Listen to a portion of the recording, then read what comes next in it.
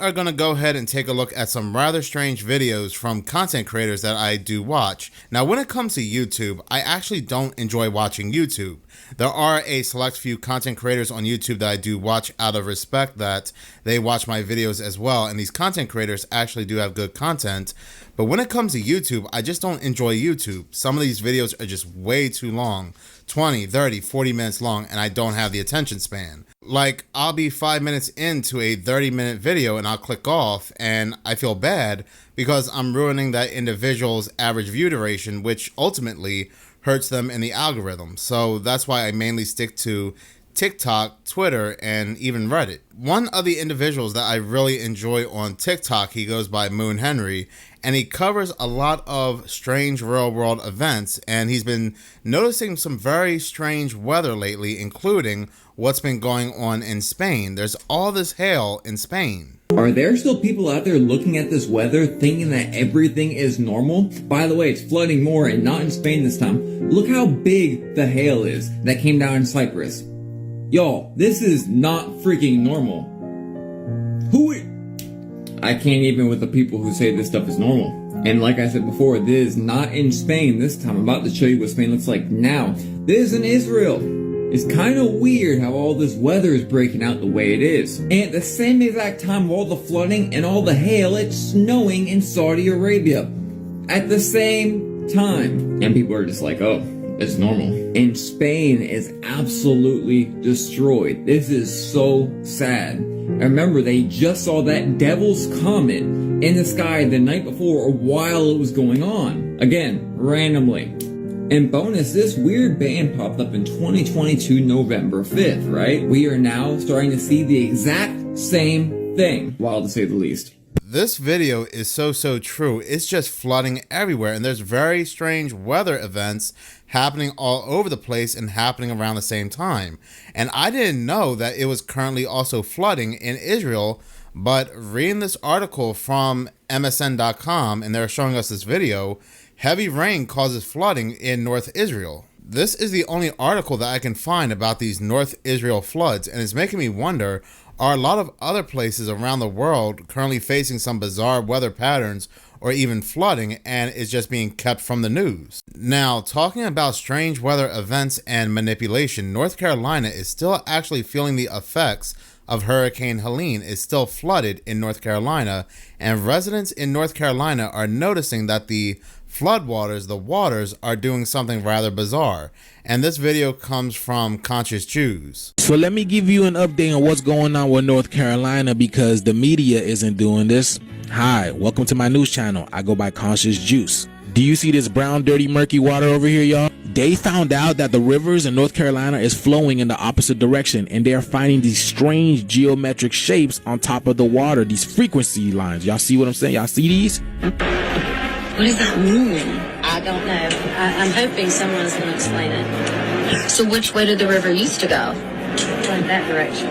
Well, if you want to walk down here, you can really see it's changed direction. It's too odd. Not only that, there is also a toxic aroma in the air and also in the mud, so powerful that is literally disintegrating boots. The theory is it's actually the lithium mixed with the cadaver bacteria that's actually disintegrating the boot. The mud is so toxic, it's disintegrating the boots of people trying to clean up. So we have a real problem in our river that was the purest and cleanest water in the world is now completely toxic and disintegrating people's boots. Yeah, it's bad. We're in a very bad situation. And they're having nosebleeds and coughing up blood. So anybody near these things is in serious trouble. Where do all these toxins come from? So the mud is toxic, the air is toxic, but the media is not talking about this to warn people, to tell them to stop going to North Carolina. And if you've been on TikTok lately, you've been seeing people going to North Carolina to help people out. Do y'all believe something new could arise from this, y'all? Because this is how disease, sickness, and viruses start. And the lack of coverage on the part of the media on this, y'all, astounding. If they were looking for an award, they definitely got it. But I'm just letting y'all know what's going on with North Carolina. So let me know what you guys think about this video down in the comments below. Let's continue to get this shift, y'all.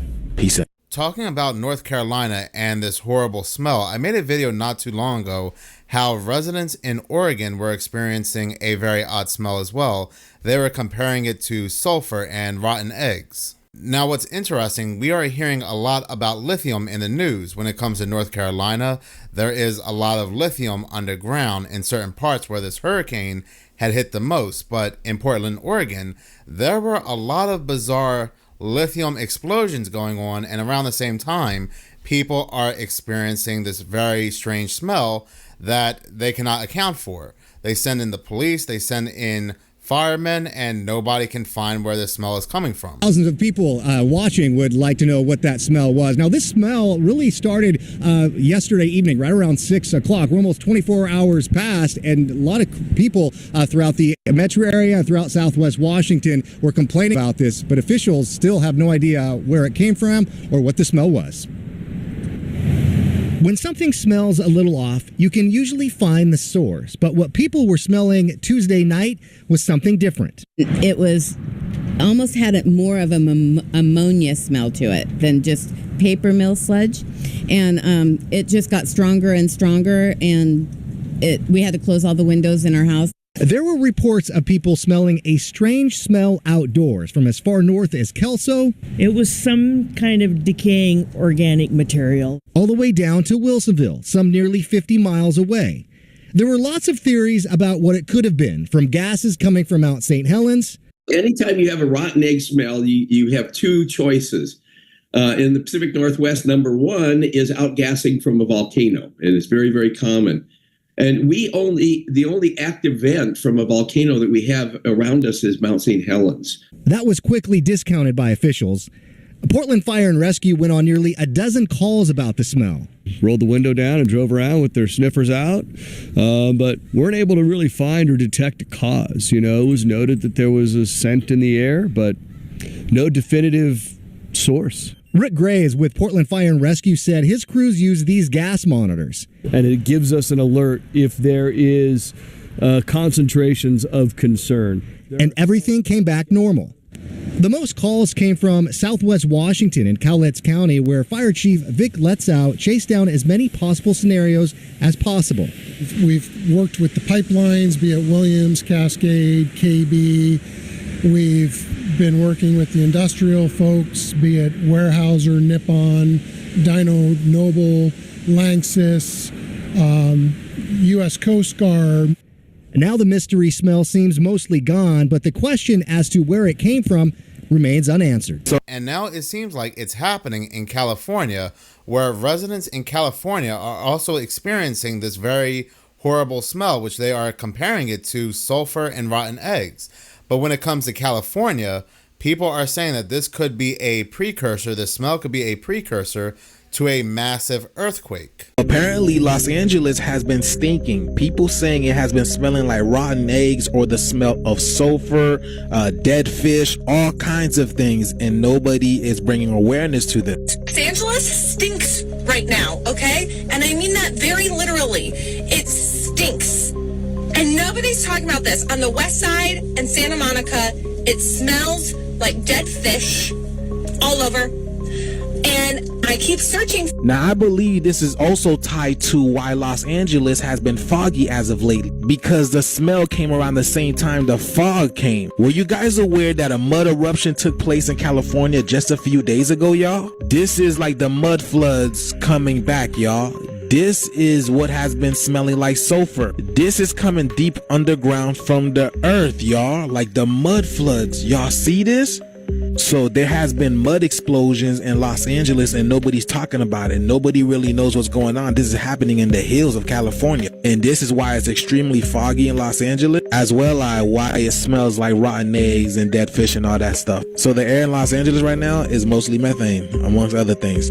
But yeah, did y'all know this was going on? And what do y'all think about this, y'all? Because again, this is in Los Angeles. Let me know if that makes sense to y'all. And let's continue to get this shift. Share this video. Peace out. This next video comes from the Trumpet Ezekiel. Now, I have been talking about the Vatican in a number of videos so far, especially the Lucy the Lightbringer, the Lucy mascot, which the Vatican is using to basically guide young children, young adults into the church. This individual, the trumpet Ezekiel, has a rather interesting video when it comes to the Vatican and this upcoming Jubilee, which they host every 25 years. Of Lucifer underneath the altar in the center of St. Peter's Basilica in the Vatican? It sure is. And that's next on the trumpet. The map of the Vatican Narcopolis tells you that he's in Unit U right there at the bottom of the page. This one. That's right there. Right there under the floor of St. Peter's Basilica. Right underneath the main dome.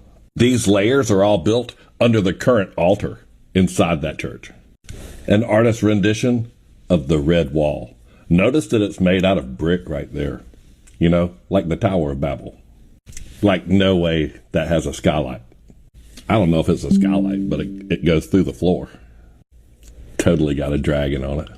Now, this is their website, and they're the ones with all the really cool pictures of this, but they're the ones that listed him being in U. Even their own pictures tell you that that's where St. Peter is. Right there, by the red wall.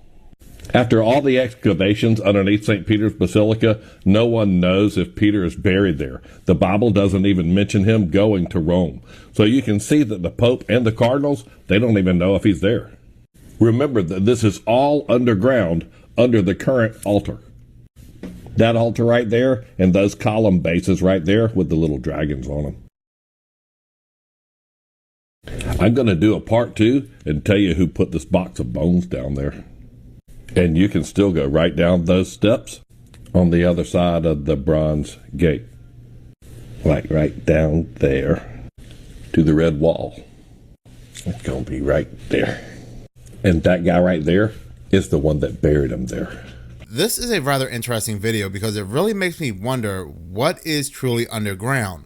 And if all these very important places that have a lot of energy are built on top of something. For instance, like CERN. CERN supposedly sits on top of the Temple of Apollo, and apparently it seems like the Vatican sits on top of something else. What does Washington, D.C. sit on top of? What does the White House sit on top of? We do know there are a lot of underground tunnels, especially in New York City, which I've covered before. And then the Denver airport, there are skyscrapers under the Denver airport, which they say were abandoned. But it really makes you wonder, is there an entire city or something else under the Denver airport? It's a very interesting thought. This last video is going to come from the Dammit Man. Now, I've referenced the Dammit Man once before in another video, and he actually makes a rather interesting point with this video.